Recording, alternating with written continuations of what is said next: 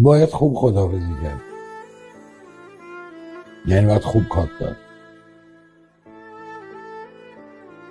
چه خداحافظی با زندگی، چه خداحافظی با یه دوست، با یه آدم نزدیک.